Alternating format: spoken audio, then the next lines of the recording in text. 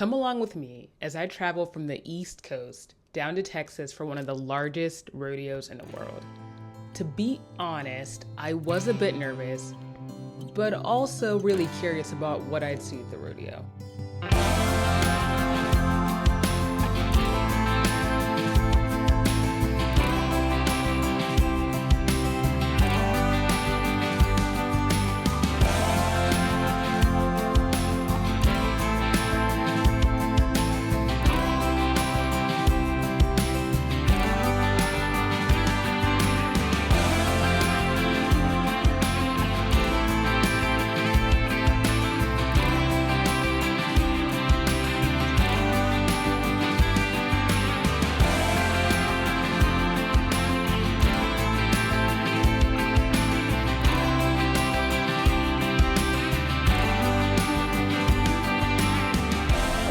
Preparation usually happens before I even get to the event, and travel time is kind of perfect for that. It gives me a chance to think about what I'd like to document, and as you know, I'm really not one to overcomplicate things. I want the day to naturally unfold in front of me, but I also want to make sure that I'm getting a real sense of Texas, the rodeo culture, and still working to stay true to myself as a street photographer. I want the work to reflect my eye and my editing style while I'm down here. Once I get to Texas, I'm heading straight to the hotel because I want to make sure that I'm fully rested and recharged for the day ahead. The morning of, I'll usually hit the gym for a quick cardio and lifting session.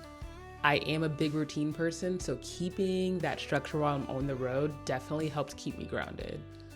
And while I'm working out, I like to picture what I think the day will look like, what parts of the rodeo I want to hit first, and what I want to capture. So it's kind of like a meditative calm before the storm. In terms of gear, I'm a big fan of the Ricoh GR series. So it was a no-brainer for me to bring this camera along to the rodeo. And I realize I'm an outlier here because most people bring big cameras to events like this. They've got super long lenses and huge setups. And don't get me wrong, there's definitely a place for that, especially if you're in the nosebleeds and need that 300mm lens to capture all of the action. But that wasn't my goal.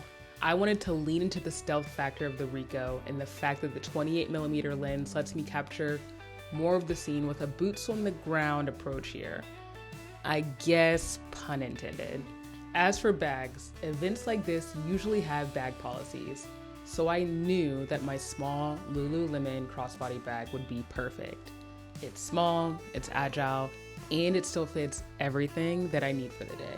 Stuffed in this bag are my Ricoh, of course, iPhone, power pack, spare batteries, and my Godox flash. If you're curious, I have them linked in the description below. I also brought some other essentials like floss because we cannot be out here making photos with food stuck in our teeth looking crazy. But then again, that is one way for you to get your subject to look at you. Okay. Anyway, I decided to skip the cowboy boots. I knew that this day would have a ton of walking and I just did not want to wear something uncomfortable just for the aesthetic. I will say though that the shirt that I chose felt about as festive as I could get without attracting too much attention to myself. The goal here is to be on theme, but not become the event. The nerves that I had at first slowly turned into excitement as we got closer to the rodeo.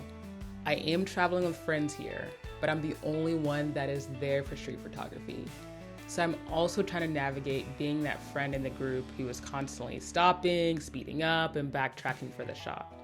I'm sure that you fellow street photographers can relate. The weather here in Houston is muggy and overcast with a high of the mid-80s. I would have actually personally preferred sunny and 75, but apparently we can't have it all. I also saw rain in the forecast, which is a bit depressing because the Ricoh is not weather sealed. But I do like to push the limits of the Ricoh, so I'll still make pictures if it's just sprinkling. I don't recommend that though, by the way, and I know I'm absolutely playing with fire there. So now that we've made it to the rodeo, I am super pumped, and most of my nerves have completely worn off. As I'm getting a feel for the crowd, I'm actually really pleased to see so much diversity and so much pride for Houston and the rodeo culture. My hometown is from a small rural area, so there's actually a little familiarity here that I find comforting. This event is also massive. More than 350 acres make up the Houston Rodeo, and it goes far beyond just the stadium, with livestock barns, agricultural exhibits, and a huge carnival. And last year, around 2.7 million people attended. So I was very ready just to let the day unfold. For the sake of this video, I'm now breaking the experience down into 3 parts: the carnival grounds, the livestock barns, and the rodeo itself. Now, as mentioned, my Ricoh and I are here to make photos, so I'm taking full advantage of how dense this area is with people. My goal is not to ride rides. My goal is to document what a modern day rodeo actually looks like. It's cowboy hats galore out here, and I'm also able to grab a few photos of fun mustaches, outfits, and little moments between people. This felt like a good way to warm up.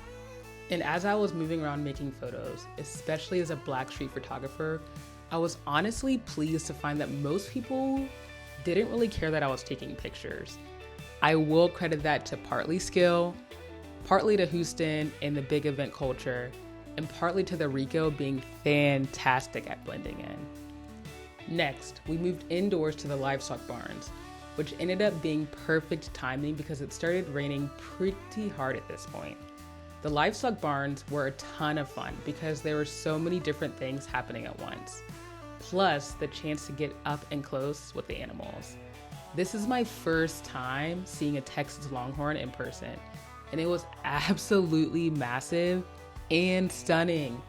I also really enjoyed the steaming station that they had for cowboy hats, which is where people can custom shape the style of their hats.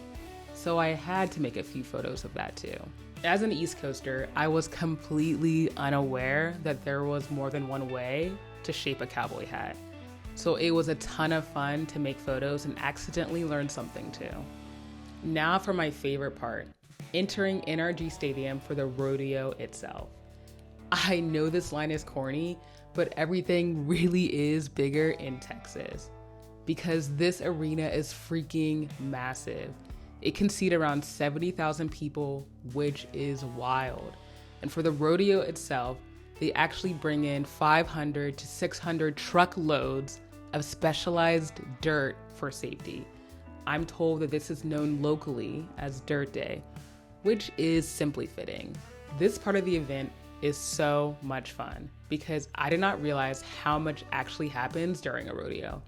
So it was really cool to learn something about the culture and be a part of the pride that Houston has for this event. This is also where the 28mm starts to struggle a little bit.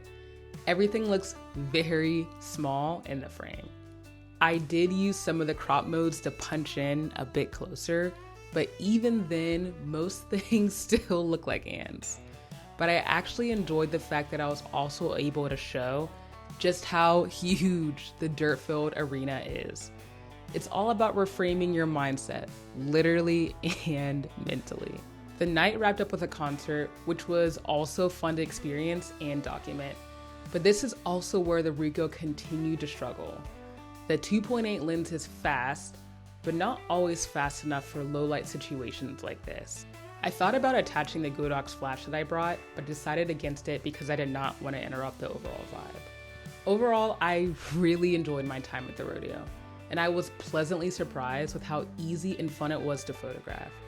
I think if you're new to street photography, events like this are actually a perfect place to warm up, practice, and get more comfortable documenting people while still cultivating your own style.